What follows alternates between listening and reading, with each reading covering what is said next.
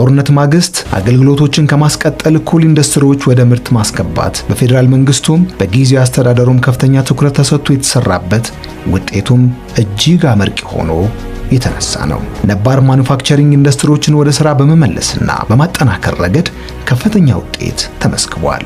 100% የተሳካ ነበረ።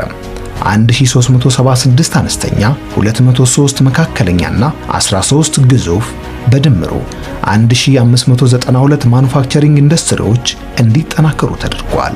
ስራው ነባሮቹን በማጠናከር አልቆመም፣ አዳዲስ ኢንዱስትሪዎችንም ፈጥሯል። ሪፖርቱ እንደሚያመለክተው 325 አዳዲስ ማኑፋክቸሪንግ ኢንዱስትሪዎችን ለመፍጠር ታቅዶ 131 የሚሆኑት ተቋቁመዋል። በተለይ በግዙፍ ማኑፋክቸሪንግ ዘርፍ 3 ለማቋቋም ታቅዶ 4 ተቋቁመዋል። ከውጭ የሚገቡ ምርቶችን በሀገር ውስጥ በመተካት ረገድ ትልቅ ስኬት ተመስግቧል። 131445 ቶን ምርቶችን በሀገር ውስጥ በማምረት 80.7 ሚሊዮን ዶላር የውጭ ምንዛሬ ማዳን ተችሏል። በመቀለ ከተማ 35 ኢንዱስትሪዎችን አሳትፎ የተከናወነው ሲምፖዚየም፣ ጉብኝት፣ ኤግዚቢሽንና ባዛር ትልቅ መነቃቃትን ፈጥሮ ነገ በተሻለ እንደሚጠበቅ ተስፋ ዘርቷል። በድምሩ ዘርፉ ካጋጠሙት የጸጥታና የፋይናንስ ችግሮች አንጻር ነባር ኢንዱስትሪዎችን ወደ ሥራ በመመለስ ረገድ የተመዘገበው ውጤት እጅግ ከፍተኛ